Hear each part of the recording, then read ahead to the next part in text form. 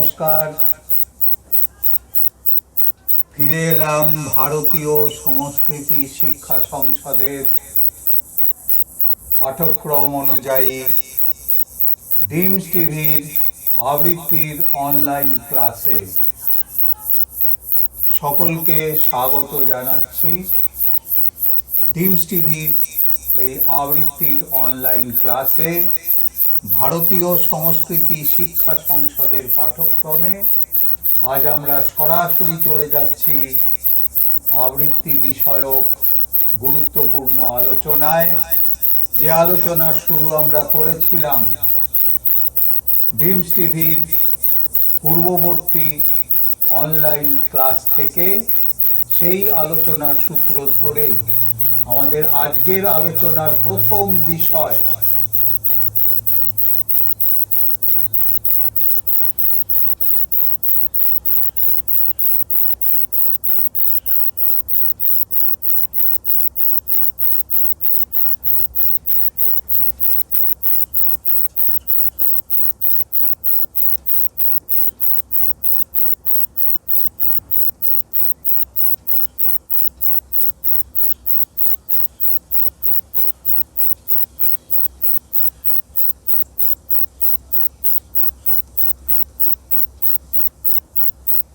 আবৃত্তিতে স্বরপ্রক্ষেপণের গুরুত্ব।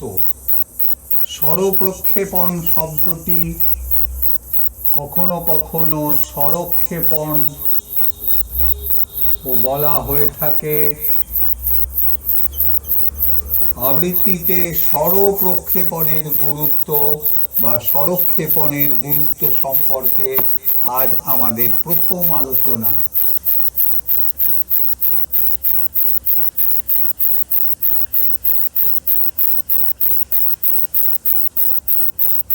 বন্ধুরা, সঙ্গীতের ক্ষেত্রে যেমন আমরা উদারা মুদারা তারা এই তিনটি শব্দের সঙ্গে দারুণভাবে পরিচিত,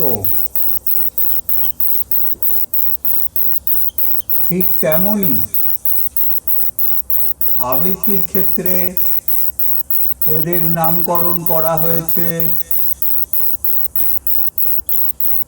ঊর্ধ্বস্বর,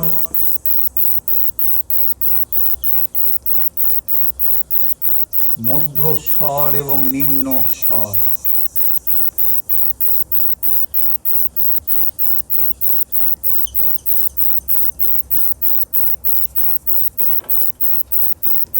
ঊর্ধ্বস্বর, মধ্যস্বর এবং নিম্নস্বর।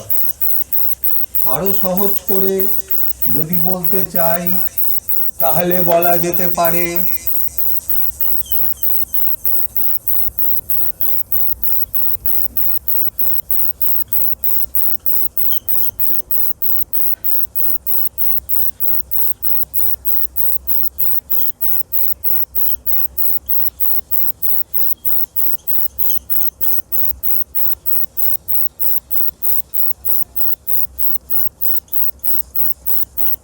উঁচু স্বরে, মাঝামাঝি স্বরে এবং নিচু স্বরে। প্রশ্ন জাগতে পারে,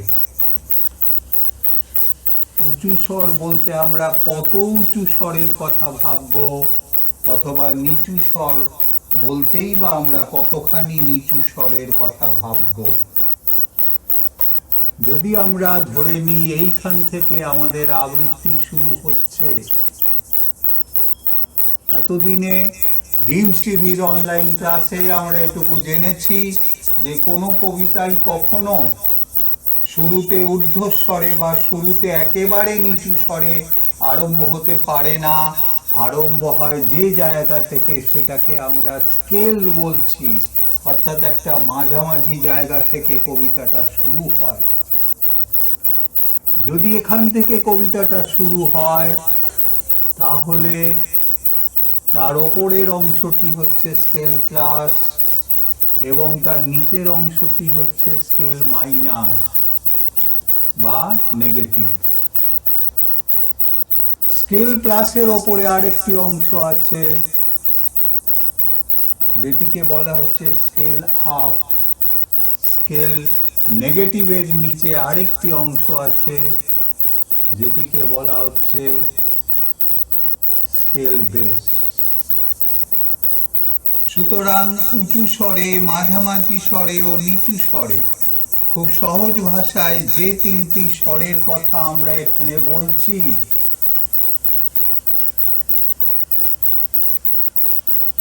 সেই তিনটি স্বরকে ধরে যদি আমরা এগোই এবং যদি প্রশ্ন হয় কতটা উঁচুতে বা কতটা নিচুতে, তাহলে তার উত্তরে আবৃত্তির ব্যাকরণ আমাদের বলছে যদি আমরা এখান থেকে কবিতাটি শুরু করি, অর্থাৎ স্কেল থেকে, তাহলে তার ঠিক ওপরের অংশটি হচ্ছে, ওপরের স্তরটি হচ্ছে স্কেল প্লাস,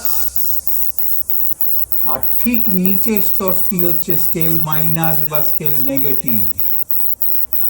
স্কেল প্লাসের ঠিক ওপরের স্তরটি হচ্ছে স্কেল আপ, অর্থাৎ অনেক উঁচুতে যখন আমাদের বলতে হচ্ছে বা উচ্চারণ করতে হচ্ছে। স্কেল নেগেটিভের পরের স্তরটি হচ্ছে, মানে আরো নিচের স্তরটি হচ্ছে স্কেল বেস।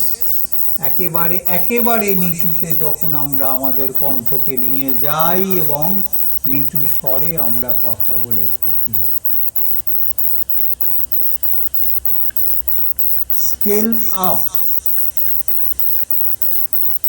বাংলায় একে বলতে পারি অতি উঁচু স্বরে।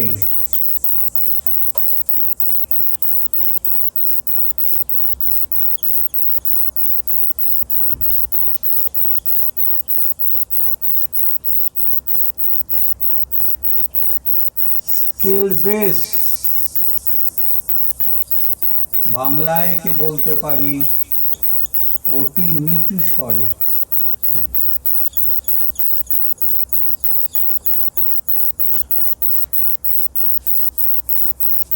যখন কাজী নজরুল ইসলামের কামাল পাশা কবিতা শুরু করছি এবং সেখানে স্কেল আপের সুন্দর ব্যবহার আছে, যখন আমরা রবীন্দ্রনাথ ঠাকুরের মরণ কবিতাটি আবৃত্তি করছি সেখানে স্কেল বেসের সুন্দর দৃষ্টান্ত রয়েছে। এ তো গেল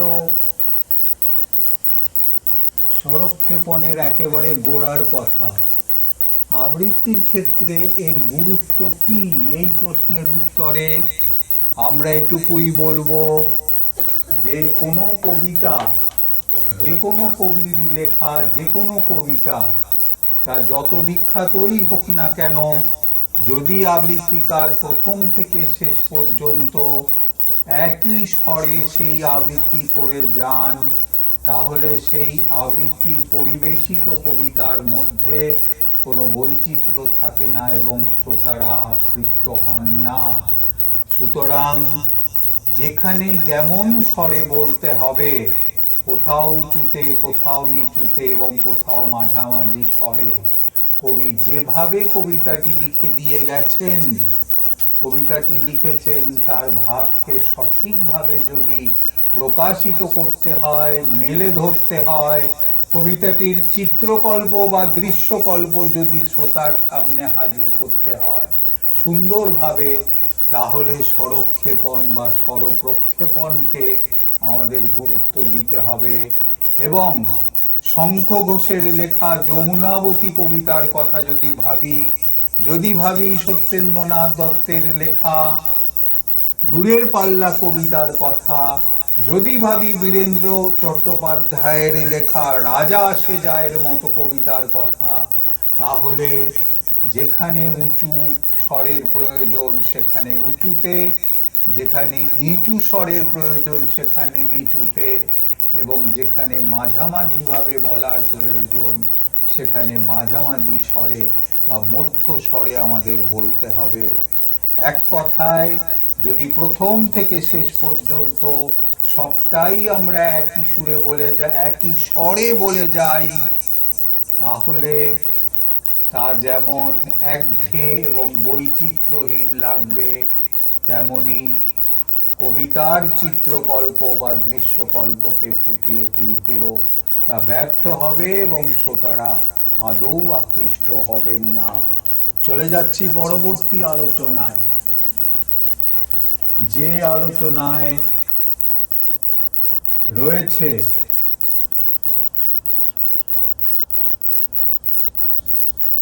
আবৃত্তিতে সঠিক উচ্চারণের ভূমিকা,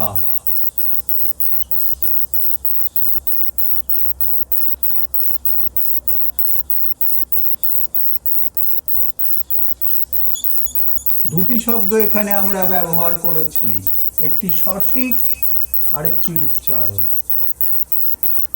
এই দুটি শব্দ মিলিয়ে সঠিক উচ্চারণের ভূমিকা আবৃত্তিতে কি হতে পারে তা একজন আবৃত্তিকারের থেকেও অনেক বেশি করে একজন শ্রোতার কাছে বড় হয়ে ওঠে। তার কারণ শ্রুতি নির্ভর এই শিল্পের ক্ষেত্রে শ্রোতাদের প্রতিক্রিয়াই হচ্ছে সবথেকে বড় এবং প্রধান প্রাপ্তি। সঠিক উচ্চারণের প্রয়োজনীয়তা, গুরুত্ব অপরিসীম। তার কারণ একটি কবিতা যখন একজন বাচিক শিল্পী আবৃত্তি করছেন, তার সেই পরিবেশিত কবিতায় ধরে নেওয়া যায় তিনি অসাধারণ স্মৃতিশক্তির পরিচয় দিলেন, অর্থাৎ স্মৃতিতে তিনি পুরোপুরি সঠিক রইলেন। স্বরক্ষেপণ তার খুব সুন্দর হলো, স্বরের ওঠানামা, স্বরপ্রক্ষেপণ বা স্বরক্ষেপণ তার খুব সুন্দর হলো। তিনি ভাব ও ছন্দ ফুটিয়ে তুললেন চমৎকার।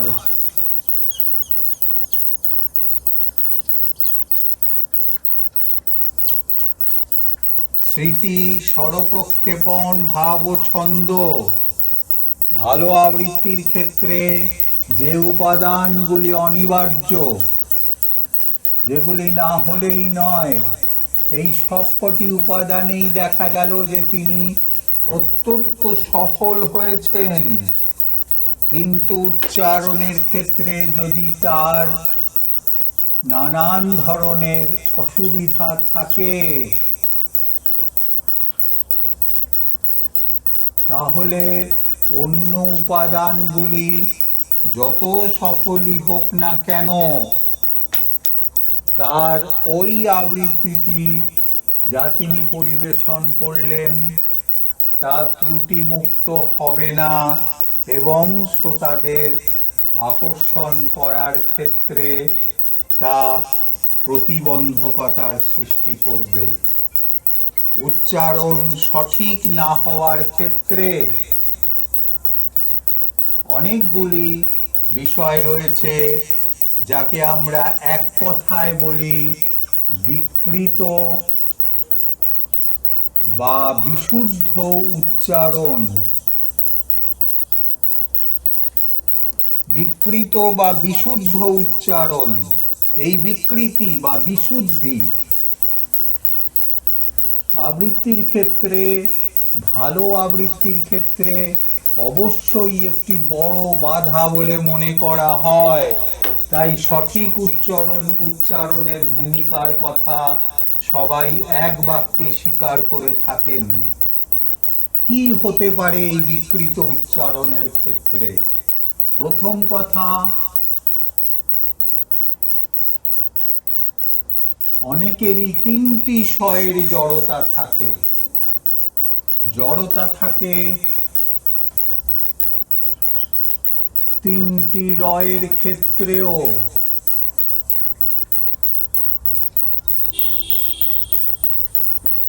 এই রফলার ক্ষেত্রে অনেকের উচ্চারণ স্পষ্ট হয় না। রিফলার ক্ষেত্রেও অনেক ক্ষেত্রে দেখা যায় রেফ ভালো মতো আসছে না উচ্চারণে। সুতরাং শুধু তিনটি স এবং তিনটি র নয়, তার সাথে সাথে রফলা, রিফলা রেপ, এবং কখনো কখনো কারো কারো ক্ষেত্রে জপলার উচ্চারণেও দেখা যায় যে ত্রুটি ঘটছে বা সঠিকভাবে তা প্রকাশিত হচ্ছে না। অনেক সময় আমরা চন্দ্রবিন্দুর উচ্চারণও সঠিকভাবে আনতে পারি না। যদি আমরা ছাদ উচ্চারণ এবং ছাদ উচ্চারণ একরকম করে করি, সেটিও ভুল হয়ে যায়। তার কারণ এই শব্দটির যে মানে, এই শব্দটির অর্থ একেবারেই আলাদা। সুতরাং কবিতায় যে শব্দটি ব্যবহার হচ্ছে, যদি তাতে চন্দ্রবিন্দু থাকে, তাহলে সেই চন্দ্রবিন্দুটিকেও পরিষ্কারভাবে উচ্চারণে আনতে হবে। এই রকম নানান বিচ্যুতি বা বিকৃতির পাশাপাশি অনেক সময় দেখা যায় অনেক যুক্তাক্ষরেও অনেকে স্বচ্ছন্দ উচ্চারণ করতে পারছেন না। এই সব উচ্চারণ যদি ত্রুটিযুক্ত হয়, তাহলে কবিতার সামগ্রিক আবেদন বলে যে বিষয়টি আছে, সেটিও ক্ষতিগ্রস্ত হবে। সামগ্রিক আবেদন বা সামগ্রিকতা ক্ষতিগ্রস্ত হবে। ফলে অন্য অন্য উপাদানগুলি যত ভালোই হোক না কেন, বিকৃত বা বিশুদ্ধ উচ্চারণের জন্য কবিতাটি নষ্ট হয়ে যাবে। আবৃত্তির ক্ষেত্রে উচ্চারণের গুরুত্ব এবং ভূমিকা অপরিসীম, এ বিষয়ে সন্দেহের কোনো অবকাশ নেই। বন্ধুরা, আজ আর হাতে একেবারেই সময় নেই। 9073253091 এই নম্বরে সরাসরি কথা বলতে পারেন। 9073253091, 9674892124 এই হোয়াটসঅ্যাপ নাম্বারটিও প্রয়োজনে ব্যবহার করতে পারেন। 9674892124। আবৃত্তির অনলাইন ক্লাসে ভর্তি, পরীক্ষা এবং যে কোনো ধরনের প্রশ্নের জন্য এই দুটি নাম্বার ব্যবহার করতে পারেন। আজ আর একেবারেই সময় নেই। বাকশিল্প, আবৃত্তি ও শ্রুতি নাটক চর্চা কেন্দ্রের সহযোগিতায় ডিমস টিভির আবৃত্তির অনলাইন ক্লাস ভারতীয় সংস্কৃতি শিক্ষা সংসদের পাঠ্যক্রম অনুযায়ী এই ক্লাস আজ আমরা এখানেই শেষ করছি। সবাই ভালো থাকবেন। নমস্কার।